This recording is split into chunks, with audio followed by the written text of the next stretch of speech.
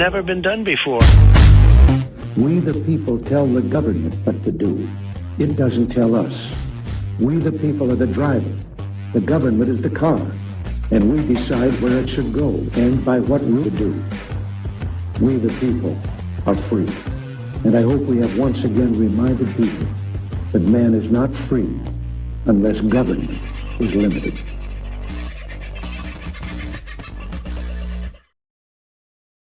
Well, g'day, folks. How are you? Hope you're having a very nice kind of a Friday. It's been a busy one around here. Haven't had a shower. A bit sweaty, but anyway, warm in Queensland today, or at least in my part of it. I think we hit 27 degrees. Not that I'm into giving weather reports, but it is what it is. How are you? Bit of exciting news about Paul Offey. His trial has sort of ended. The jury have adjourned to deliberate on their verdict, and I hope to have Michael Offey joining us. In fact, I'll just have a quick look and see. No, I hope to have Michael Offey joining us before the end of the show, at any rate, to get a little bit of an idea of what's happened over the last 24, 48 hours or so. Paul was on the stand yesterday, and there was a bit more evidence that came out, I believe, and then there were some directions, I guess, by the judge, and the jury have gone out. Don't know if they've come back. I did speak to Michael 45 minutes ago, and they were just getting a bite to eat. So hopefully he will be back in to join us a little later on in the show.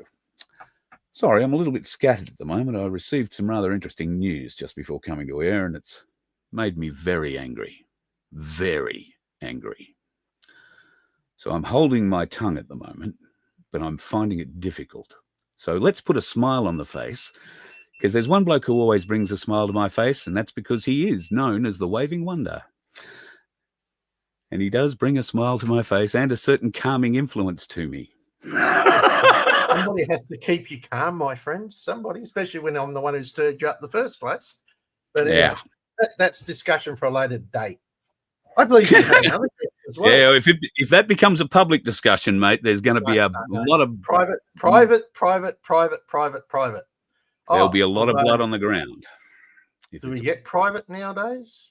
And no, I don't think there's anything private. I don't think there's anything private. Okay. I was talking to Sandy. I was talking to Sandy today from the Donkey Sanctuary. 103 donkeys they have on there at the moment, and right now they're all locked up again because it's raining again. Oh, so they had a bit of rain today. They're expecting 20 mil a day, I think, from Tuesday next week all the way through to the end of the week. So that's going to put another 100 mil, let's call it, on the ground or close to. So the donkeys obviously can't go out in the rain. Their hooves, if you're not aware, donkeys are a dry desert sort of an animal. They don't have hooves that deal well with waterlogging. So when it does rain, they've all got to get put under and shed up. So that's a big job. 103 donkeys out there at the moment, and we are struggling to feed them. That is the issue.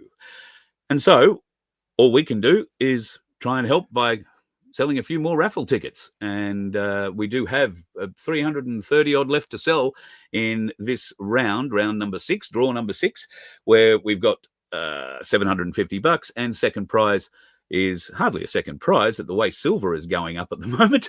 It might become the first prize soon. It might become the first prize soon. At the moment, you'll get our Ainsley rounds, the Byron Bobs, and a beautiful presentation pack designed and printed, at this stage at any rate, entirely by Vincenzo on the screen, doing a magnificent job. So can't thank you enough for all of that. However, we may need to have a bit of a discussion about how much we're charging for them, because if the price of silver keeps going the way it is, I'm going to owe them the way we're going. So I can't believe that a bob is worth like $9. $9.21. That's $90, $90 plus dollars. Yeah, it's like holy whoops! I think we misjudged that badly. Yeah, $9.21 a round, not a coin. They're rounds. Yeah, that's what they're currently based on. It's $62.32, the silver spot price at the moment, and gold is $5,422.72. It was pushing a little higher than that a couple of hours ago, and there is talk that next week Won't it be interesting next week? So don't expect too much change overnight from the American markets or the European markets in the prices, but keep your eyes open next week. And if you haven't bought yet, go and buy. If you can, go and get yourself some silver at the very least and see what we can do. Vince, I just want to leave you out for 1 second. Michael Offey has just popped in, so I just want to bring him up and have a bit of a chat. So hello, Michael, and goodbye, Vince. How are you, mate? Good to have you. You've been playing musical chairs, musical rooms in Canberra while you've been helping your brother get his way through the Supreme Court trial of the century without representation. He has to represent himself. He has somebody, a Mackenzie's friend, sitting with him that helps him.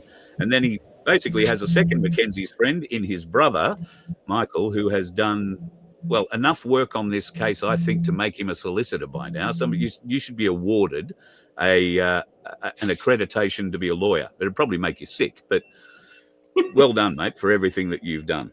We haven't spoken on here since you headed down to Canberra. It's been a couple of weeks.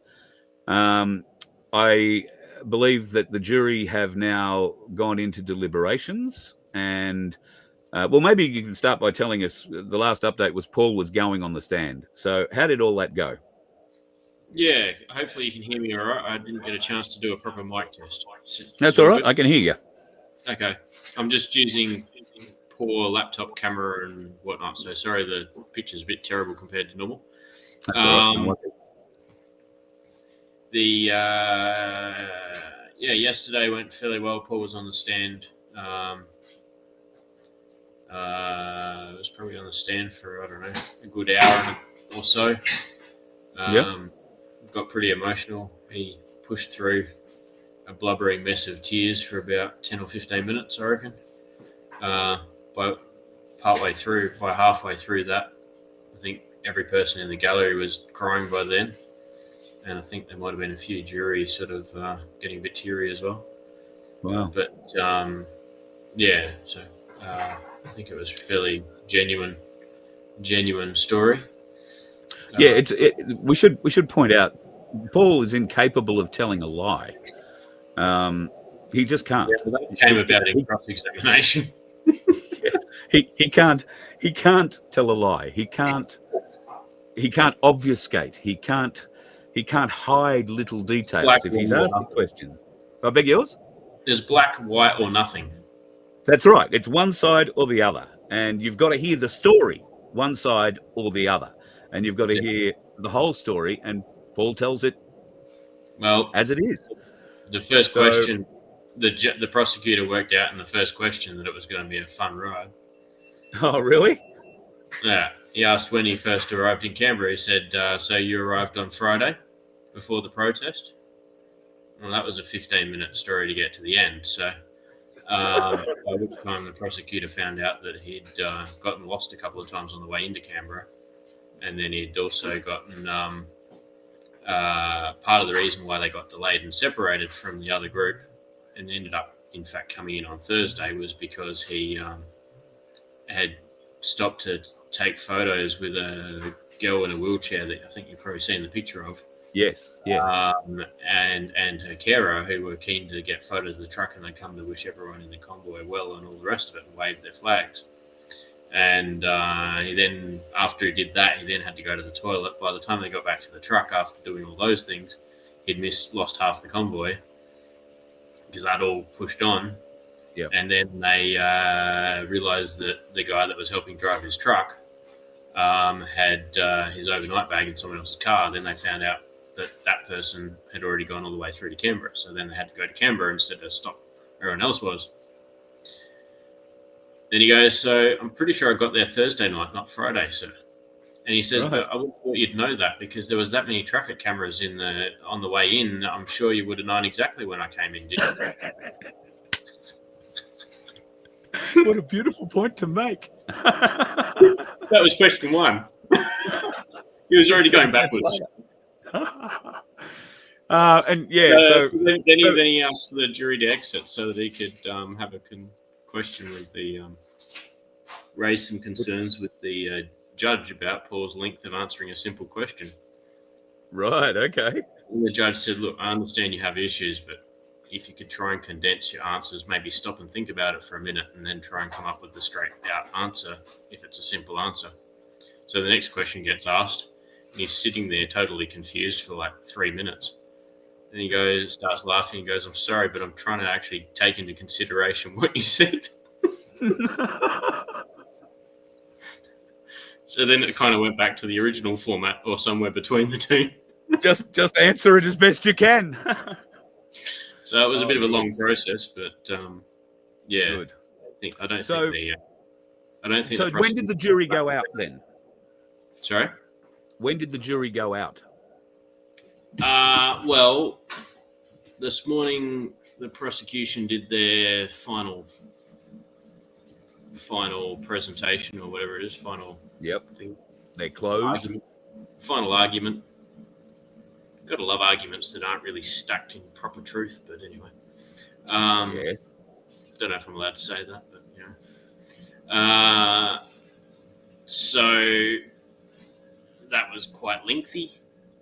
It's kind of funny because he starts off by sort of saying, well, I did indicate yesterday that I'd only be about 30 minutes, but I think I may not be accurate on that. A lot of lawyers probably aren't very accurate on these things. It's possibly not the only things they're not accurate at. Yeah, clearly. And so he went for quite a while. Paul then did a short oral synopsis, and then he said, "And I'd like to hand over a written, full written closing argument, because of my issues with reading, writing," and he said, "I don't want you to have to put up with me trying to go through it, and it probably won't make a lot of sense anyway if I read it all the way through anyway." Okay. The prosecutor objects to that straight away. Yeah. Of course. Anyway, ultimately that ended up getting accepted in the end. Does that mean that his closing argument was handed to the jury to read? His final full complete argument ended up eventually getting allowed to be handed to him. Right. So that was good because at least he could get it properly put forward in a way that was understandable. So that no guarantee that they'd read it, but yeah. It was nice that the judge actually realised that it would be appropriate in the circumstances to do something a little different to normal. Yep, certainly. Yeah. So now, then we had, I don't know, 2 hours, hour and a half of the judge giving his direction to the jury on all the bits and pieces of law and this, that, and the other. And did you find anything in the judge's comments that gave you a chink in your armor, or the jury was told to ignore certain things? Yeah, I guess there was a bit of that in some respects. Hard to know how it's all going to pan out. By the time the judge finished his thing, it was they had about 25 minutes of court time left, and then they decided they had the option to decide whether they wanted to stay and start deliberations and potentially even stay later if they wanted to. They could stay as long as they wanted, and they decided to go home for the weekend and put their feet up. So it's pretty fair enough, I suppose. Yeah. I mean, you do feel like saying, "I'm glad you guys can all switch off and turn off your work clocks. We'll just keep stressing for the weekend." Yeah, so back in at 9 o'clock on Monday morning, and only if they actually have reached a verdict, I suppose. Well, it sounds like the process will be the jury will come in at 9:30 on Monday morning and start their deliberations. If they have any issues that they need to get clarification from the judge from, we'll then have to run and get over to the court within 10 minutes. Yeah. Because they'll have to have a proper, basically mention. Yeah. And then that will continue however many times that may have to happen for however many hours, days, or weeks that may take. And then ultimately, hopefully, they will come to a conclusion, ideally on our interests of not guilty, hopefully. That's the hope we have. and the evidence should back that up.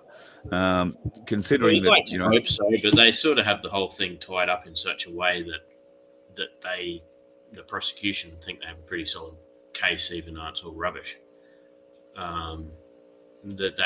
Because the jury are just deliberating on the two main driver police charges, not the other stuff. Yes, yeah. The judge acts like a magistrate on the balance of them.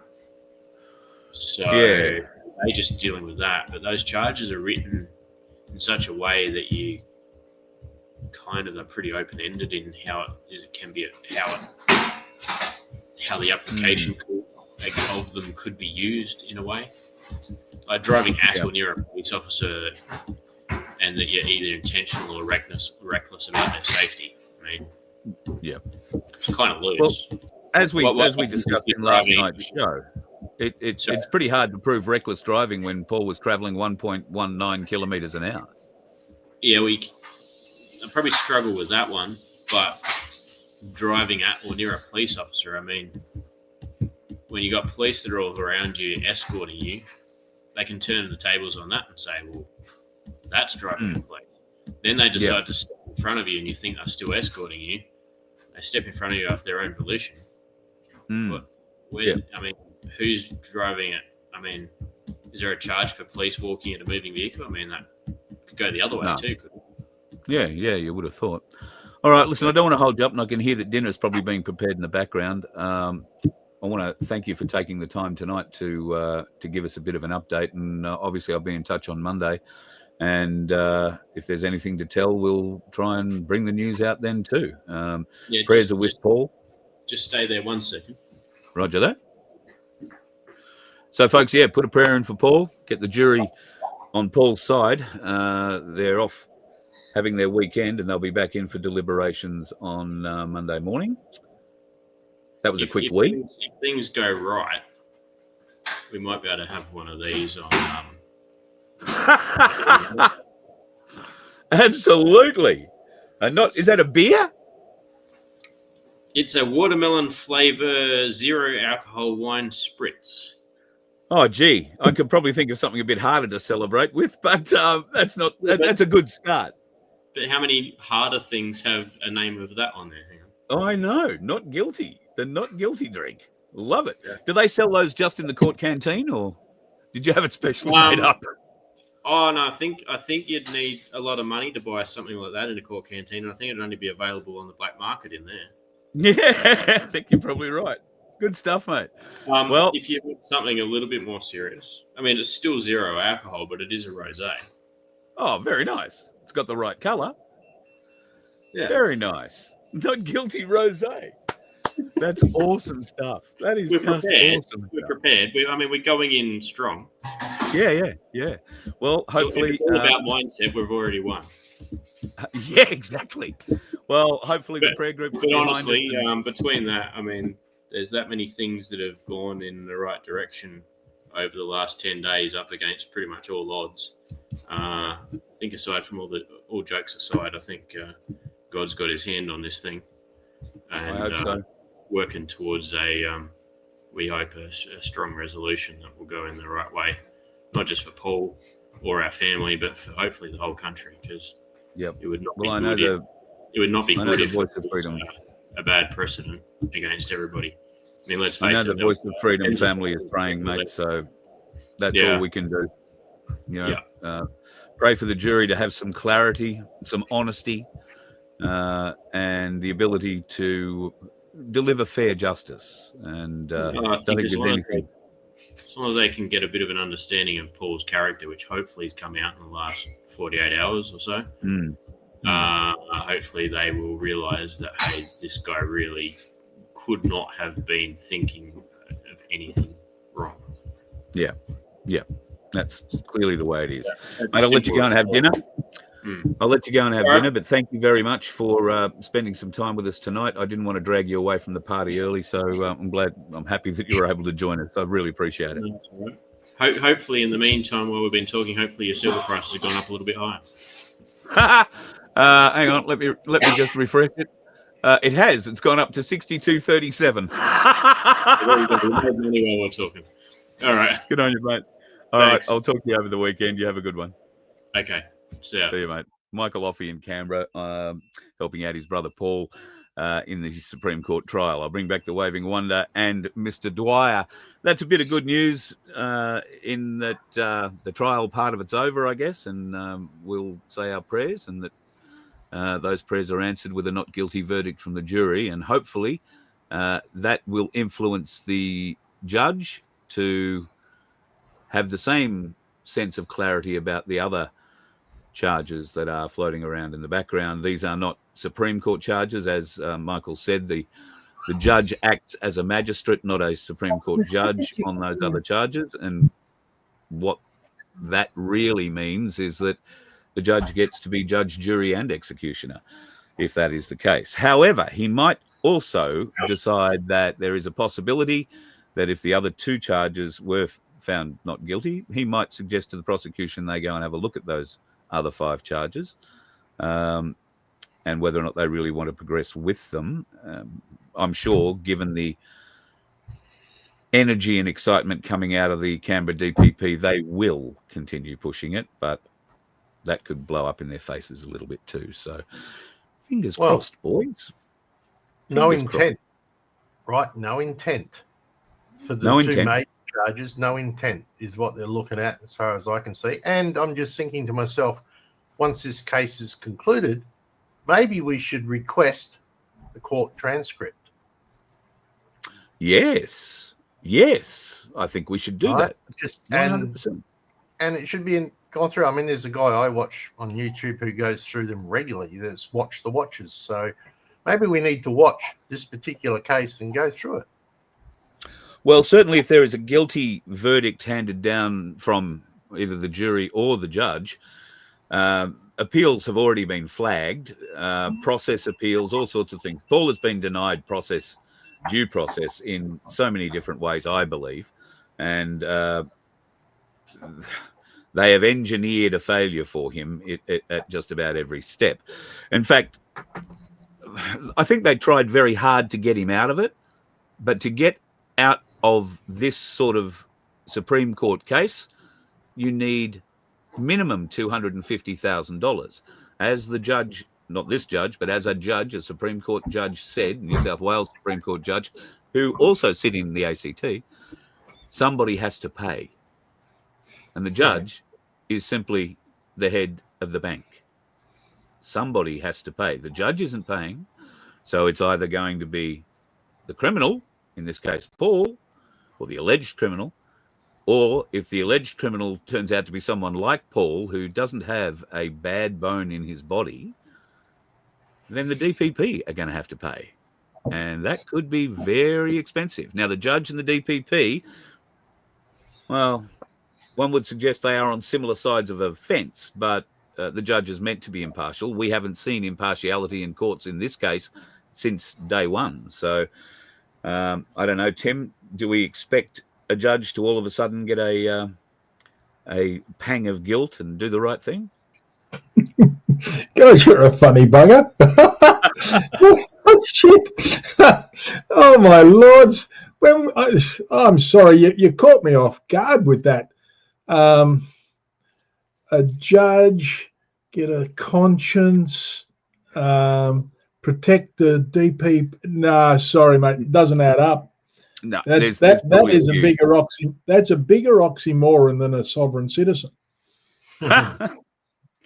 Well, speaking of sovereigns, because I refuse to call Desi a sovereign citizen, now I hear that the Victorian police, after the army have been looking for him for about 24 hours, now the Victorian police seem to think Desi might be dead and they'll never find him. Wow. What a surprise. That, mate, who would know? Nobody will know at this point in time. Is Desi even still in Victoria? All right. There's a possibility. Now, that country that he's in up there, that is big country. That is rugged. It is steep. It's all sorts of things. And if he has bushcraft, he may well have prepped himself a 6 months little spot But failing that, why would you stay in that region? Why would you not have yourself a way out? And Australia's a bloody big place. My word. And given that Desi was a prepper and has been, in that scene for a long time, you've got to think that an escape route would be well prepped. Somewhere to hide, somewhere, a way to walk out to a motorbike or a car buried in the bush somewhere and get out. But maybe not. There is a lot more questions coming to light about the two dead officers. And do you notice that there are absolutely no questions about the 7 other officers that were apparently standing around outside looking in the opposite direction as Desi escaped from a bus with one door in it? Well, not to put, look, I know this subject's been covered well and truly, but the Friday court case that was to be in Myrtleford, where Desi was to be part of that court case, they had a treason charge on one communist bastard called Daniel Andrews. Who is where right now? Who is China. where right now? Yeah, in right China. Now, he is in China with his nose stuck firmly up the crevice of his Chinese masters.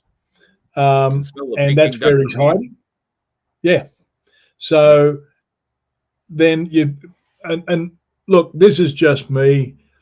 The ABC Four Corners was aired, Sovereign Citizens, right? Then we had the Desi issue. Then there's nobody can front up at court, and Dan is in China. Why Desi? Why then? Why 10 police? Why nobody? Come on, there's too many whys. And years ago, I used to watch a TV show called NCIS with a bloke in it called Gibbs. And Gibbs always says, there's no such thing as a coincidence. And I just have to agree in this case, there is just too many coincidences. And when we look back and we look at everything from the Harold Holt drowning, which we know he didn't drown, he was murdered in his own house. And we have the copy of the affidavit, a sworn affidavit put into the Brisbane court by the Navy diver who took him out to sea in a boat and dropped him off the shelf. Right? He didn't drown, he was murdered. Nothing to see here. Then we go down to Port Arthur and we know all about that. That's in the Whistleblower. If you want to get the Whistleblower magazine, you'll find plenty of it in there. We know the government orchestrated that for the guns. We know that. Now they want the National Gun Registry, and this terrible person has shot 2 police officers. Well, the story goes he shot them with a homemade shotgun. And I used to hunt, and I've had shotguns in the past, and 22s and 303s and God knows what. And I can tell you, you've got to be up pretty bloody close and personal to somebody to kill him with a shotgun. And if he only had a single barrel shotgun, that means he had to load it 2 more times because he shot 3 of them. Right? And the other 7 nupties were standing out there having a barbecue at the gate. Yeah, sorry. And the fact that I hear that the shotgun was a homemade version. Yeah. So, well, so I'm sorry. And can I just ask for a different theory? I mean, how could this have happened with a man? Let's say he had a single shot shotgun rather than a homemade version. One shot possibly could kill 2 people if they were standing in line, like good tactical officers would be. Depends on the spread and what's the aim. Do you think there could? Do you look? I'm throwing it out. This is just a bit of an imagination, but could it be that the police officer that was wounded by the shotgun? Yeah, because it's feasible because it all depends on the single shot. The ammo is. But then who killed the 2 officers? Wouldn't it be plausible? Deal. Wouldn't it be a very plausible deal to have an officer shoot 2 other officers, claim that Desi shot them, and shoot Desi, and Desi got in first? Well, You got to ask the question. Sorry, Tim. You got to ask the question. How many shots were fired? They've never told us. Yeah, that's true. They've said that there was 2 officers killed and 1 was wounded, but nobody's actually asked the question, how many shots were fired by supposedly the accused? Let me put it to you this way, Carl, in relation to can a shotgun kill 2 men with the 1 shot? I would have to say no, even if it was firing larger pellets. I was going to say a slug, like might have 4 pellets in the thing. If you were standing close enough to kill somebody with that, the spread would not be wide enough to hit the second, and none of those pellets would have enough velocity to get through one and into the other if they were standing behind each other. Yep. The physical impossibility of killing 2 police officers, mind you, they should be wearing flak jackets. With a shotgun. I'm sorry. The old rabbit hunter in me says that's a lot of BS, and you just ain't going to get there with that. It is more plausible that 1 officer slaughtered the other 2 as sacrifice. Right? That is more plausible because, again, until we find a coroner's report, how do we know what they were shot with? Pretty confident we could say if they found Desi's body, there wouldn't be a coroner's report. Yeah. Well, was there one after Port Arthur? No. And there's not been a trial over Port Arthur either. Nobody's been to trial. And I'm over that. I think like many people my age, and I'm old, right? But many of us that have been and seen so much have little to no faith in anything that the government or any arm of the government or any public service sector would tell us to be truth. Yep, true. So anyway, there we go. Now, I got something sent to me the other day, and I've been putting together a video, and I keep mucking it up. I know how that happens. I do it every night. But this was brilliant. I'm not going to read it all. I have to wait for the video, but I want you to listen to this. This is what was sent to me. I've made only small alterations, and I do not know the name of the author. The truth will be heard, and the righteous will have victory. A man who stands upright in his own authority, who refuses fraud, usury, and unlawful force, will always be branded with some kind of name or label. The system cannot fight him on truth, so it gives him a label to make him seem small.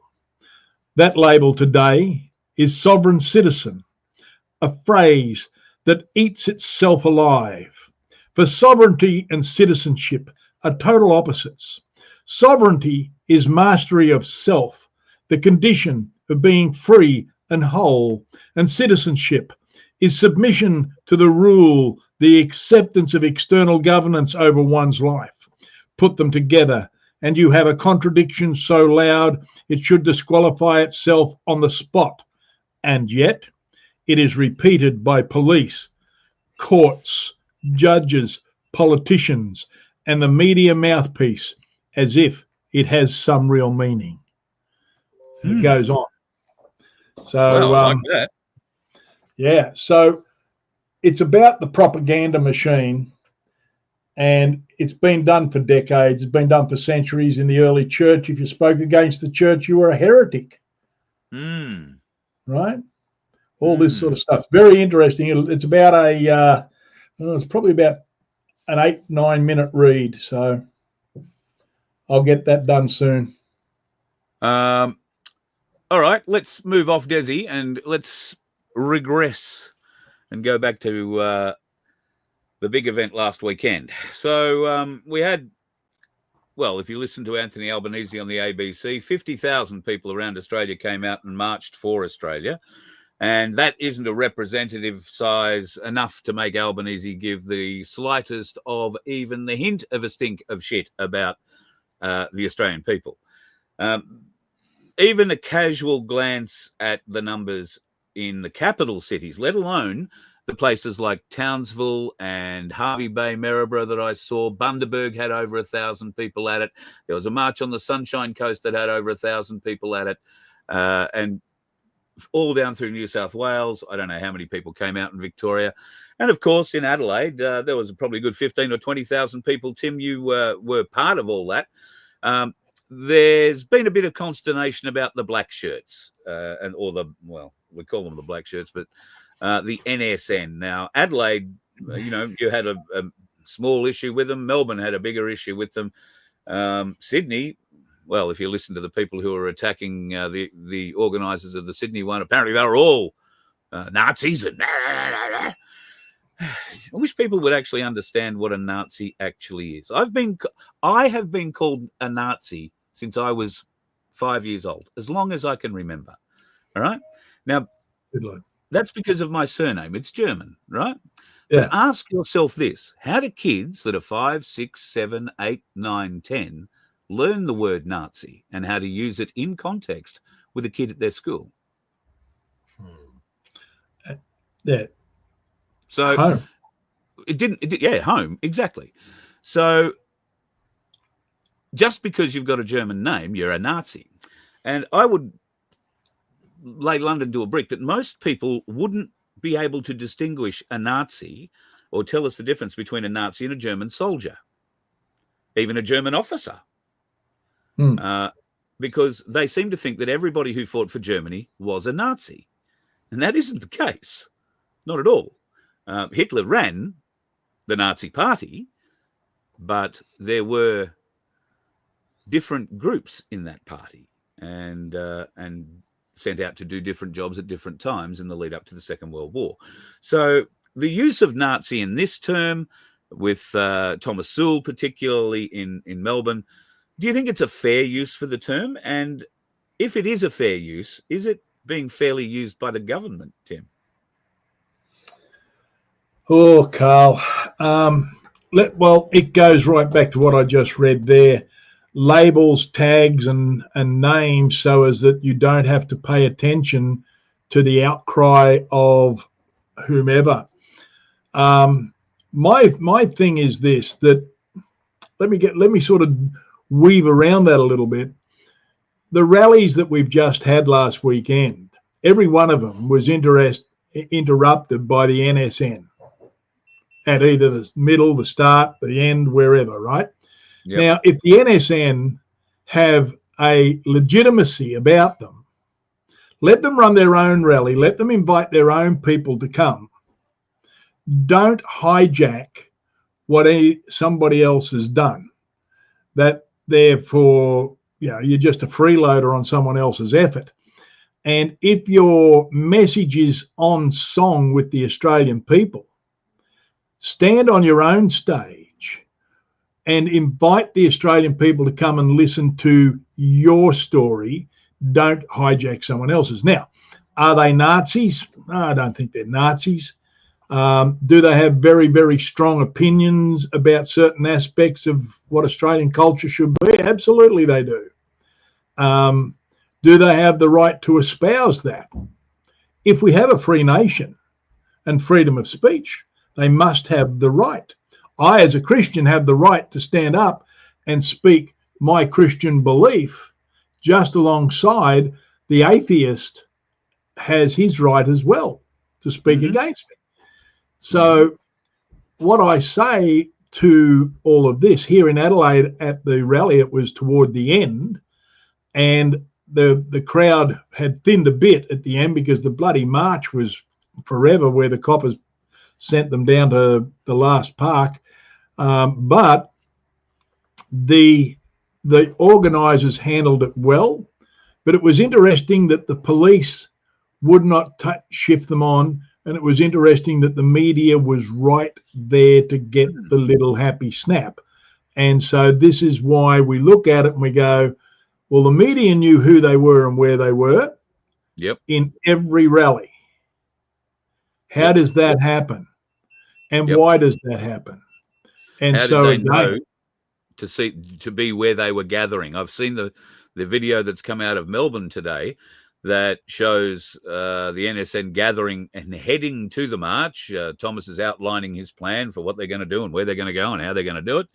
The police are right there with them. And then when they start banging their drums and marching up the street, really poor marching, by the way. I mean, if you're going to, look paramilitary, at least learn how to friggin' march.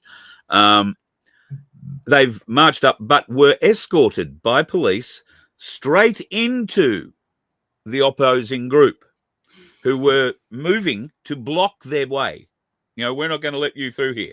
Well, Thomas Sewell and his crew are very well prepared to push their way through those sorts of lines, and they're very effective at it. It's not a plan, but the media were there. And then all of a sudden, how did Thomas Sewell know where Jacinta Allen was going to be giving a press conference in a park somewhere in the middle of nowhere, Melbourne? How did he just happen to know? He said he was on his way to the courts. I sort of know Melbourne a bit, and I know there isn't a park like the one that Jacinta Allen was in the same end of the city that the courts are in. There just isn't one of those parks. There is a park like that up behind Parliament House. It's really easy for them to get out, get into it, look all that in the eastern Melbourne or in the east of Melbourne City. But that's a long way from the court. So how did Thomas Sewell did he know that press conference was going to take place? And all of a sudden he's there. Jacinta Allen scarpers off. It seems rather weird. And then all of a sudden the police are there after he's been to court. They arrest him. And apparently now I've got him up on a whole heap of charges, which we won't hear more about until next Monday. I think they're just keeping him out of the public. I think they're shielding him. How many times has Thomas Sewell been arrested and put out on bail? A lot. Right. So it's a revolving door for Thomas by the look of it. But I think if that were you or I or Vince or any of the people on here tonight, I don't think the door would swing too widely for us. I think we'd sort of be trapped in a place that we don't want to be in. But for some reason, around and around and around it goes for this situation.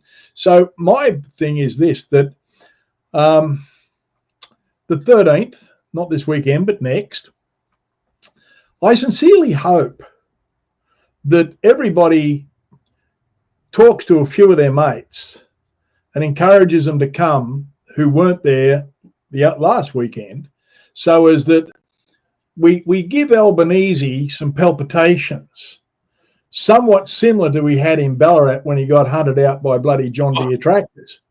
Wasn't that brilliant? That was the most beautiful bit of footage I have seen in a long, long time. I think it was. And anyway, we've got to stop calling him Albanese. We have to call him Ellery. Anthony Norman Ellery is his birth name. Wow. Right? He was born, his mother's maiden name is Ellery. They were an Irish-based family. And when he decided to run for politics, the area they lived in was a massive Italian community. And he knew his father was Italian. And so he took his father's name to garner more votes from the Italian community. What a surprise. And he filled out on his form to join to sit in Parliament that he had no overseas affiliation in his family, but he'd taken his father's name. I hope he did it legally. Well, maybe he did, maybe he didn't. I don't know. But he is Anthony Norman Ellery / Elbow Sleeves Bucket. Right. Do you think that he's feeling the pressure at the moment? And what pressure do you think they're feeling if they're feeling it? Look, I could be sarcastic and say you'd have to have a bloody soul to feel any pressure. So the answer to that would be no. And that's the entire Labor Party. You've only got to look at the people standing up complaining about the flag and the marches and calling us all bloody sovereign citizens coming out of the Labor Party. Anyway, the interesting thing is, I do think they're feeling some pressure, and this is why they're ramping up the fact that you won't be able to get any Freedom of Information acts done. He's stopping that. Nothing to see here, people. So why, if they weren't feeling the pressure, why pull that stunt, right?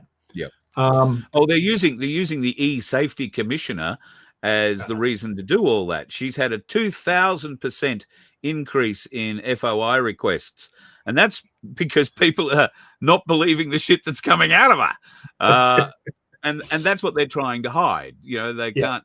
They don't want us to see what's really happening. Carl, let me put it to you this way. I have thought long and hard about this, and I have come to this conclusion that the Labor Party that we see out the front and the invisibles we don't see in the back office, I think they're in the process right now. Their decision-making process could be likened to a Hessian bag full of rats in a burning meth lab trying to figure a way out. That is my description of the Labor Party right now. It's certainly heading that way. Let's hope that somebody comes to save the Labor Party by putting all the rats in a tin bucket and then laying the Labor Party down and put that tin bucket on their chest. That would be good. That'd be a marvelous way. So heat the bucket, anyway, heat the bucket, get a little burner, heat the bucket. The rats will let them eat their way out. Hey, so with the 13th, come on, we can do this. We can give Elbow some real bad night's sleep and fly your flag, tell your truth, bring your banner for whatever it is about the government that pisses you off. Now, you probably won't be able to carry enough banners, but pick one or two good points and let them know. And it's not just all about just the mass migration, it's everything. And in that, it is going to be my intent. I've got a few people we're talking to, and during COVID there was a big rush on toilet paper because everything was going to be locked down. Do you remember that? I do. Toilet paper. The fights in the aisles over it. Yeah, right. Now, we're going to need toilet paper, and there's discussion about processes that if the government don't pay attention, if the government remain arrogant, and if the government remain unlawful, there's a process called until. Until. Right? Yep. And so years ago when my dad had a pub in Victoria, every Christmas, just before every bloody Christmas, the brewery would go on strike. Yeah. And we'd run out of beer. Strike. Yeah, I remember. We'd run out of beer, right? It was terrible. And they timed it just before Christmas so as that they would have to get more money and do all the stuff, right? So, there's this process that has been tried and tested for decades by the unions doing this sort of stuff. And they would strike until they got what they wanted. Until. Yep. Well, that leads me to want to play this for you, gentlemen. This is something out of Italy. You'll have to read the subtitles. Deve essere chiaro a tutti, ma veramente a tutti. Intorno a metà settembre queste barche arriveranno vicine alla costa di Gaza e arriveranno nella zona critica. Se noi soltanto per 20 minuti perdiamo il contatto con le nostre barche, con i nostri compagni e le nostre compagne, noi blocchiamo tutta l'Europa. E me lo sono scritto qua così non mi dimentico. Insieme al nostro sindacato USB, insieme a tutti i lavoratori portuali che ci stanno, insieme a tutta la città di Genova, da questa regione escono 13-14 mila container all'anno per Israele. Non esce più un chiodo. Lanceremo lo sciopero internazionale, bloccheremo le strade, bloccheremo le scuole, bloccheremo tutto. Ci devono ridare indietro i nostri ragazzi e ragazze senza un graffio e tutta questa merce che è del popolo, che sta andando al popolo fino all'ultimo cartone deve arrivare dove deve arrivare. Altre cose non ci sono da dire. So what that fella is the head of the docks in Italy.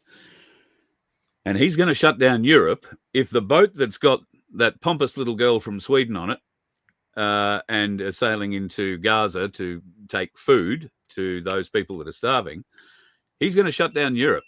And Genoa is a hub. So I think that the idea of shutting down the country is something quite good. And the people do have the ability to shut down Europe. And I dare say Australia if we chose. And there are a number of ways that we could do that peacefully, but it will inconvenience every single person in this country. It will demand their attention. And I go back to the truckie strike of 1979-80 when I was doing a paper round, and one day there were no trucks on my paper route, and the next day there were 22 blocking the road. They let the cars through in those days, not the other trucks. But that can change. Well, it wouldn't take much to shut down the roads of this nation. How long, Tim, do you think the nation would last if our trucks couldn't move? Well, put it this way, if the supermarkets don't have enough food for a week, the service stations don't have enough fuel for a week, but the message has to be that it's in the messaging. If we were to ever go down that path, it has to be well messaged that this is not against the people. This is to get a legitimate government into Parliament. This is to stop the communist roll through this country. This is to bring stability to our financial situation. And this has got to be our messaging. Australia wouldn't last a week. No. Right? It wouldn't last a week. And if everybody decided, well, look, let's have a week's holiday. Don't worry about taking the kids to school. Don't think you're going to get to work because the roads won't be open. All that sort of stuff. If that were to happen in Australia, the disaster would be that the government has the law that they passed, that bald-headed bloody liberal thing put in place, that they can bring in foreign troops and police from other countries in times of an emergency, and those people can kill, maim, and destroy and go home free. Right? That's in their contract. But the thing is that perhaps it'd be difficult for them to come into the country if the airport wasn't functioning. Or the ports were closed down. And the ports were closed down. Or everyone woke up with a black snake in their bed. Well, the bottom end of the day is, look, we just want normality and lawfulness back into our country. We don't want we're not asking for bloody impossible. No. We just want what's lawful and normal for decent living people. That's all we're looking for. 100%. I have a point to raise. We quite often are accused by some of the more original people in this country that we are immigrants ourselves. Even though we've only been here for 200 years. That's actually a false term. We are settlers, not immigrants. So the next time someone says you're an immigrant, no, we're not. We're a settler. That's how come this country is the way it is now. Because we came in, settled it, and we built it. Yes. So come along with us, because you settled once upon a time, 60 million years ago or whatever. But so just a point. I heard that saying, and I thought that's perfect. That's the truth. So I believe in the last 2 weeks more normies have woken up. I wouldn't say they're fully awake. I don't know that any of us are fully awake, but they're a lot more awake than they were a fortnight ago. Would that be a fair thing, do you think, Vince? I believe so, and I think they're going to be a lot more awake even sooner, come December the 10th, which is another subject that we were going to look at discussing tonight, but it's like we've been going for an hour already. We can talk about that. December the 10th is the day that the new laws about anybody 16 and under not being able to access social media are due to come into effect. So hang on. Let me put this up. This is from Donald Trump. He tweeted this out after Albo finally got his phone call. Last night, I spoke to the Australian Prime Minister, Anthony Airbus Albanese. This conversation, and this is a genuine post, right? This conversation confirmed what I already knew to be true, that he's not very smart. He keeps asking to meet with me. Maybe we can lock in a showdown at the Oval Office soon. It'll not go very well for him. Australians recently marched for their freedoms and deportations. They also don't want to be banned from social media. Do the right thing, Anthony. Now, we've been hearing the whole reason that Albanese has been put on the outer since Trump has come back into office is because of his stance on free speech in this country, and there is none. As he pointed out, the other efforts that are being made. But Albanese today has thrown another nail in that coffin with the freedom of information thing he's going to put through. He's clamping down on all of this, and that is in direct opposition to what Trump is all about. Trump is trying to, expose these people, obviously, or get them to do the right thing. Do you think that Albanese is going to wake up to that fact at all?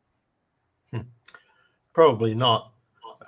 You've got to look at it between the housing deal that have just done, the $500 billion that they're looking at, which just brings more people into the country. The other point, that $500 billion could be educating our people. Well, we've got to go to the UAE for the money like India does. India are paying for it. And do you actually think that, the people who are going to come over, the people from India, the Indians are going to the UAE. That's where they're going to get the money from originally. But who's going to pay for it? We will. Oh, we will. But we won't get to live in any of those apartments that they're going to build. Yeah. They're going to be built and filled by people coming into the country. Hello. So we got off probably the ones that have built them, because they'll all have families. Do you think you're going to come to Australia and live here for 5 years building beautiful homes and go back to India or Sri Lanka or wherever the hell you're going to come from? I wouldn't have thought so. And because you've been here, X amount of years, that probably gives you a bit of a right to claim the kick up from a temporary visa to a permanent visa. And this is where the numbers are where we're being screwed by the numbers. The government only tell you 185,000 people coming in. The lie is, it's double that. It's triple that in fact, Malcolm Roberts, yesterday, I think he put a motion to the Senate to have this whole immigration thing handed over to a Senate inquiry. And the Labor Party, the Greens Party, Lydia Thorpe, what a thing she is, and some other numpty from the no seats, an independent, voted against it. And, of course, no inquiry into what's going on at the moment. And I didn't think that Malcolm's questions were in any way racist or anything like that. They were all down to the numbers. How are you going to, where are these people going to go to school? Where are these people how are they going to get to work? Where are they going to live? What roads are they going to drive on? All pretty simple stuff. But what apparently has happened in and under the Labor government is that the people who go and make these reports for government that say, oh, yes, you can go and do this, and that's a good idea, they're activists. They don't actually know anything about that which they are writing the report on. They are activists.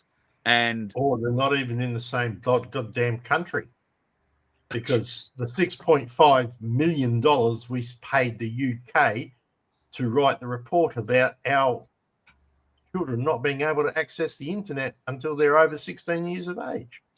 Absolutely. 6.5 million. Right? Yeah. And it's ridiculous. So, and there was two main groups, and they're all from Britain, UK, and you can tell you that one's a doctorate in technology, so that's good. The other one's a doctorate in language models. Right. Wow. So this is where this come from. The UK, of all places, where freedom of speech is paramount. Was. Magna what? Magna Carry? What? Who? Yeah. Magna. Yeah. What was that piece of law way back in? It's a new Chinese car. Haven't you heard Yeah. the new Magna Is it? Carta? Is It's it? Sorry. yeah, new Chinese electric vehicle, the Magna Carta. Yeah. Hmm. I thought I'd Yeah, ask well, an interesting question, though. A lot of the students now use Google, etc., to access stuff for their education, their homework. not anymore. Apparently, it's all Chat GPT now. Google's on the way out. You must be too It doesn't old. matter. You're still going to need probably going to need a proof of identity to get into that. You can't use it if it's on a standard search engine, for freak's sake. Right? True. Now, as an IT person myself, I'm going to make it quick. I had a whole 4 or 5 pages over here on this screen, and you guys got carried away. That's So, all right. You can do it. I'll make this quick, right? As an IT person, how the hell are they going to be able to actually manage this? Yes, you can look at typing styles, you can look at language models, you can look at whatever, but these are only going to be partially affirmative to who's actually on the other end of the keyboard. Right? If you want to know the God set and truth, the only way, and they mention it in their act, the only way that they can really confirm who's sitting at the other side is by looking through the damn thing we're looking in right now, the camera, without your permission. And Vince, can I jump in there, please? Our illustrious communist little turd that spent a week or so over there, Mr. Ellery, China is the only place on earth that runs a technology and has the systems capable of doing that on the scale that Australia is going to need. And I will bet you London to a bloody brick that if this e-safety tramp gets her passed through the Parliament, and if the Parliament tick the box and let it go, all the recognition and safety protocols for the under 16s will be ran straight through China. Yep. It will be Chinese driven, Chinese owned, and Chinese operated. And Albanese, Ellery, Penny Wong, and every other communist arsehole that walks amongst us has sold our security to China. Period. End of story. The other I just have to. that, I've just got to correct something here. I've got to thank Becky O from Truth Seekers. She's fact checked me, and apparently that thing I said about Trump, she can't find it coming out of anywhere. I only saw it as I was coming on, so I threw it in, and I hadn't done any backgrounding on it. So AAP's fact checkers verified that several viral Trump posts mentioning Albanese are fabrications. Well, I don't know that I necessarily believe AAP, but she's been through his posts, and he hasn't posted it. So yeah, I haven't. It'd be nice checked if he did, though, wouldn't it? God, it'd be wonderful if he did. I mean, the other point, he should know that nobody in Australia is going to care. Or won't. Well, less than 26% of the Australian population will give a shit what Trump does to Albanese. So he should feel very empowered. Okay. Yep. Agreed. There's the other part that is really important about this little piece of legislation. While the schools will still be able to direct their students to educational classrooms and certain content and certain information for their schooling, which is written into the Act, it leaves one very large open hole for making sure they only hear what you want them to hear. They will not be able to look at alternative sources of information. So we are basically going to even more gaslight our current children at school than we currently have happening. So this is a bloody dangerous piece of legislation, people. Yep. And honestly, I think there's a lot of VPN companies that are going to suddenly get getting a lot of subscriptions. Personally, because suddenly they might be in Germany or Austria or Denise, Russia, learn the difference. Denise, learn the difference between your Becks. Beck Freedom put on the event in Sydney. Becky O from Truth Seekers. Didn't put anything on different anywhere people. except maybe her knickers and her bra this morning. But and I say the maybe. It's a bit of a question. So get your Becks right before you start throwing that shit out. And I will have Beck Freedom on this show any day of the week because I believe she is a good-hearted person. We all have different ideas. I don't know where hers lay regarding the NSN or anything else. But the fact of the matter is she has copped an inordinate amount of flack and is taking it like a trooper. And the flack is coming from numpties who don't understand what a March for Australia was. We were marching for Australia, for Australian values. People hijacked this march, and the next one will be hijacked as well, using terms like white Australia. Now, if you were to change that to black Australia, would it make any difference? Would it still be racist? Yeah. Well, I don't think it would be, because if you were in the current Black Australia is a race, white Australia is a race. It's still a race, so it's still racist, right? Let's get the proper terminology, not the bullshit funky.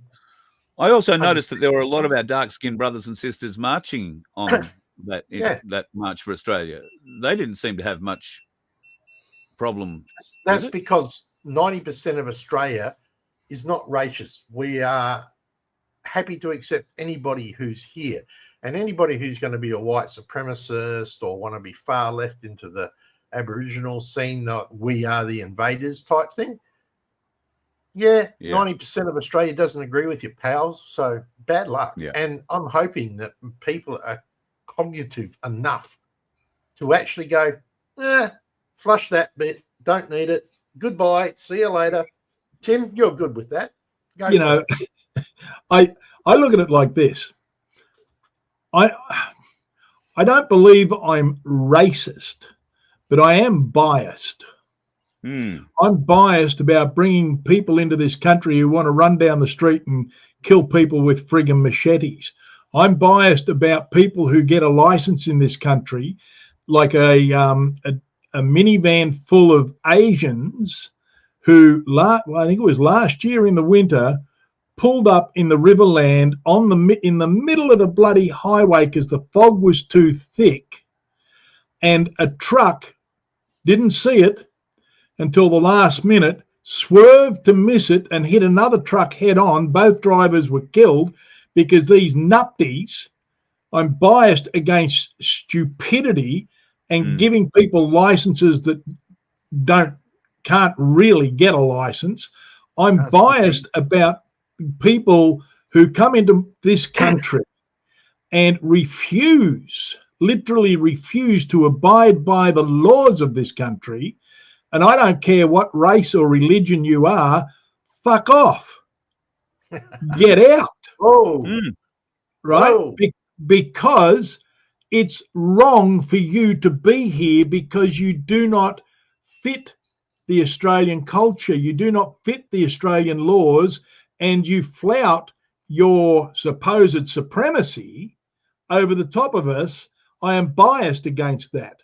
Now, if you are Middle Eastern, Asian, Indian, I don't care. You either fit in or you fuck off. Period. End of story. I'm not racist. I'm biased. Yeah, I 100% agree with that. Right. Yeah. And I'm not either. And just in case you're wondering, my future son-in-law is Indian Australian. There you go. Or Australian Indian, whichever way you want to put it. There's a bloke pretty close. There's a bloke pretty close to me who makes absolutely wonderful fish and chips and pizza. Not that I would. Well, okay, I know a bit about his fish and chips and pizza, I'll be honest. But wonderful subcontinent man. Love him to bits. Beautiful man. Yep. And has a wonderful family. Runs 2 thriving businesses. And I got no complaints. None at all. He's as Aussie as I am. So that's right. And they are Aussies. That's the point, isn't it? They've come into this culture. They've assimilated in with this culture. And each one, the Italians, the Germans, whatever, they brought a little bit of their home country and brought that in. And that's now part of our culture. But it's not the mainstay of our culture. No. Which is what's happening. People have said to me, "Oh, Tim, you're just bloody racist." My wife's parents were both migrants. They're Dutch. They're Settlers. clogwogs, Settlers. settlers, right? Yeah. And it's just a little bit of family history here. A fortnight ago was the 200th anniversary of the death of a guy called Michael Dwyer, who was the Whitlow chief in Southern Ireland who led the army against the English. And he was transported to Australia in 1803, right? And he died in 1825 and in Sydney, and there was 20,000 people at his funeral. Wow. Right? Wow. Now, I am a direct descendant of that criminal that was sent out here from Ireland. So my Irish background means that I'm not really technically an Australian, or am I? I'm born here, but my heritage runs back. But I love this country more than life itself. Mm-hmm. And so our heritage is what's made this country. Not mine, not just everybody's heritage has made this country. But now we're being forced out of our culture, forced out of our concepts of how life is. We've been forced to give up on our customs to us for others who come here. No way, no. Will not do it, will not comply, ever, ever, ever. Me either. Me either. Gentlemen, we have... go on. I have one message for Albanese, right? Mr. Albanese, from one bastard to another bastard, shut up and listen to your people. Done. And I can do that because I'm a bastard. What does that make me? Yeah, but what does that make me? No. Yeah, but see, being a bastard by birth, that's one thing. But he's a bastard by nature. As well. Yeah. Right? He's a bastard by nature. Bred into him, as it is. Tim, we were going to talk LifeWave very quickly. For people that are into the LifeWave product, X39 patches, X40, what are they? X49 patches? X49s, are now available in Australia too. But there have been some big changes in the backgrounding of that system. If you are a part of my LifeWave group, then be prepared. There's going to be a big meeting next Tuesday night at 8 o'clock Eastern Standard Time. I think it is, Tim, isn't it? Yep. Where there's going to be some more announcements about ways that you can make some money out of these LifeWave patches and benefit yourself and not have it. I mean, it's not going to cost you any more than it costs me to buy a packet of LifeWave. So if you want to share those with people and they get some benefit out of them, you might be able to make a bit of money out of it yourself. But what's the meeting about, Tim? Well, just very quickly, there's some big changes coming, as you've said. There's I want to explain a different concept within the LifeWave business model or the LifeWave program. There's a way where if you've got 3 friends who you might just be a customer, but if you've got 3 members of family or friends who just want to buy some product, you can get yours for free. They've got a thing called 3 and it's free. And the other thing is, I want to play a testimony of a lady who she just turned 80 and her pacemaker is now hardly being used at all because her heart is now much stronger and doesn't need the pacemaker, and the battery's lasting longer and longer and longer. Her right, and her stage 4 kidney disease, where she was heading up for a dialysis. Well, she doesn't need that anymore either. And the interesting thing on this one was her heart specialist told her not to have any more vaccines because, well, don't have them. Anyway, it's going to be a good night. There's going to be a lot of good stuff.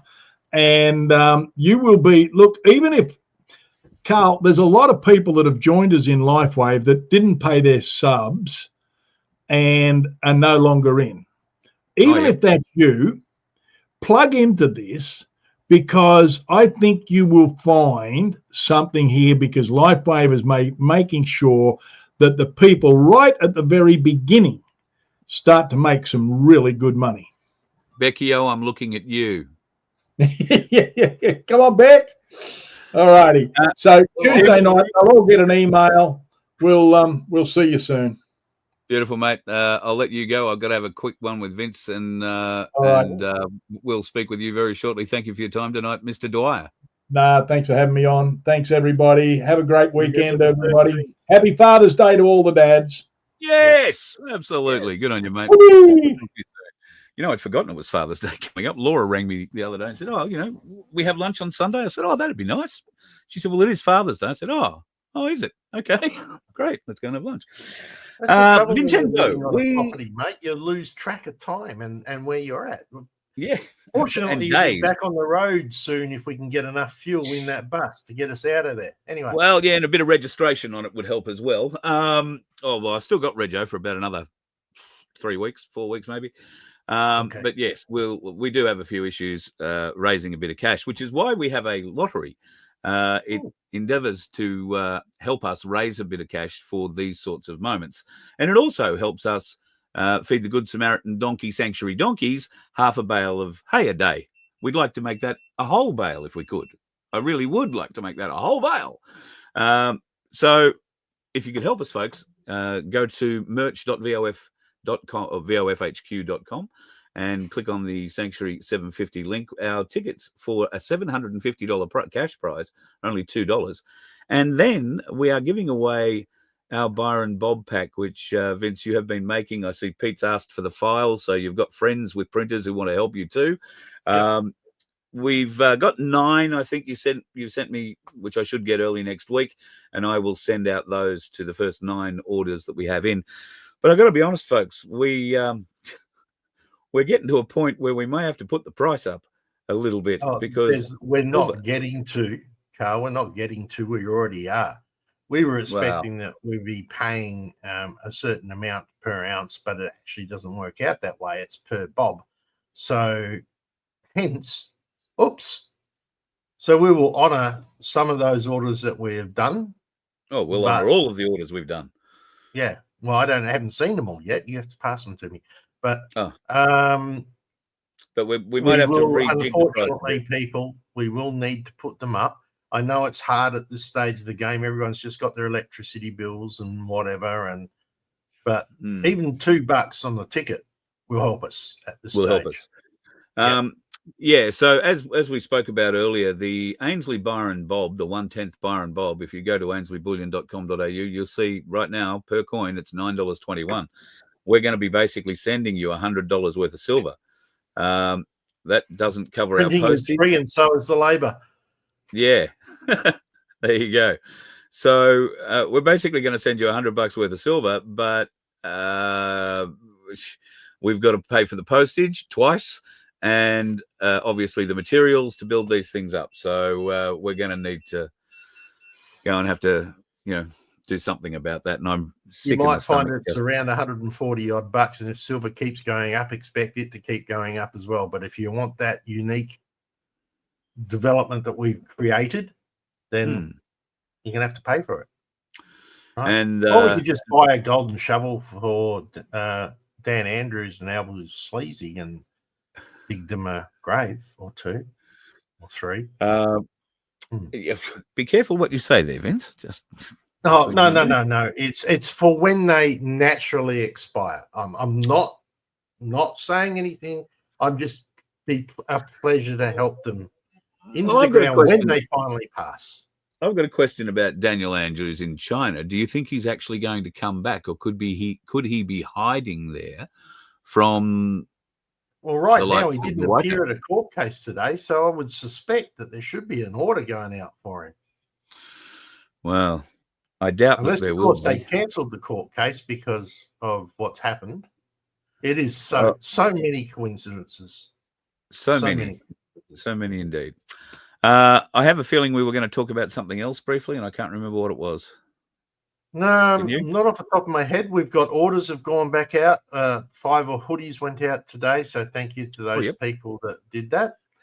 I am going to, if I get half a chance, I'm going to try and see if I can put up a different option for the back of the hoodies and for the T-shirts, which is a select your own picture from one of our dangerous kangaroos. We've got a few pictures of artwork that Carl created that we can put in on the back of the T-shirts and whatever. So hopefully if I can work out how to do that, right, because I'm getting old and senile, we might be able to have you choose what you want on the back of your T-shirt coming up into summer. So people are asking for a link to the tickets. Let me put that in the chat right now for you. That should pop up. And magic with my fingers. You should be able to copy and paste that one out or click on it and hopefully it'll go to the appropriate place. All right, mate. I'll let you go too. Thank you very much for everything you do for us. And you do so much. I can't tell you, folks, just how important this bloke is to the Voice of Freedom and to the movement in general. He is an absolute dynamo, and it's not just me that he helps out. He does an awful lot with my place as well, and very Mr. thankful. Dwyer and a few others, yeah. So, one point to mention, tomorrow night, Mark will not be available to discuss in coin toss for any of those crypto guys that come and a whole 6 people that come and watch us. So Mark is unfortunately tied up and busily babysitting his young'un. So I'll be running it post alone, and I do apologize for last week, but neither Mark or I could make it last week. So I did hear some interesting news about Bitcoin. That seems to be going up again. Yep. Yeah, there's a bit of a snippet. There's it had a point where it was at a teeter-tot. It could either go down and go quite down, a significant break in the market, or it could bounce back up. It has actually bounced back up to about 111,000 US at the moment. There is some interesting discussion on whether or not this bull market's going to be the same as the last bull markets, or is it actually going to be an extended bull market because of all the new corporate interest in there now. So it's that there's be more on that tomorrow night in coin toss, because I'll be running the show by myself. And the last time you saw me run a show by myself, everybody complained, so I don't do it again. Remember, Carl? Oh, I do. Why are people so unkind? I didn't care, mate. I got thick skin, you can't. And thankfully, that's what you need. If you're going to put your face on and you're going to put your mouth in front of a microphone, you better get some thick skin, because people are not very nice. Have a talk to God about that, folks. See if he can help you, I'm going to do the right thing here. And I'm going to go to my deep voice and say to everybody, I'm going to say good night to Carl as the waving wonder. And that's the end of him. There's a couple of things I do have to show you before we go. Is this David Beckham? I think that's David Beckham and the Prince. I'm not really looking at either of them, though. I'm more interested in the name on the top of that chopper door. It should tell you. It's always in plain sight, folks. It's always in plain sight. And something else that's in plain sight is JFK, or Jimmy, as he is better known. This is Jimmy just after he was groomed yesterday. And talk about happy. He got home and is looking at Rachel, who's in our chat at the moment, I think. And I think he was a bit happy. He was just thinking, do you know how good I look? This is how good I look. So Jimmy was Black Sheep's father's dog. Black Sheep's dad passed away last week, and for a variety of reasons, we had to find Jimmy a new home. And Rachel came out of the blue, and well, she's never really had a dog of her own, never really wanted to have a dog of her own. She babysits dogs all the time, but this little bloke came into her life, and it seems that there may be an adoption. So I can't thank you enough, Rach, and neither can Jimmy, just between you, me, and the gatepost. There's a couple of other little things that I do want to mention I was going to talk about tonight. We'll talk about this next week. If you haven't already learned about it, then you'll probably catch up on it over the weekend.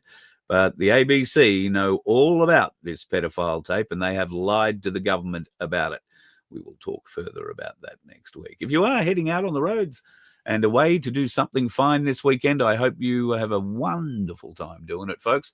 It really is a hopefully going to be a beautiful weekend in Queensland. And for the Father's Day celebratees, all us dads, I hope you have a marvelous day with those closest to you. It's wonderful to have kids, and I'm very blessed that I've got one, and she's ordained to come and visit me. So I'm really looking forward to that. Be safe on the roads, folks. Just because it's Father's Day doesn't mean the dickheads aren't going to be out there. Love you. See you Monday. You let one ant stand up to us, then they all might stand up.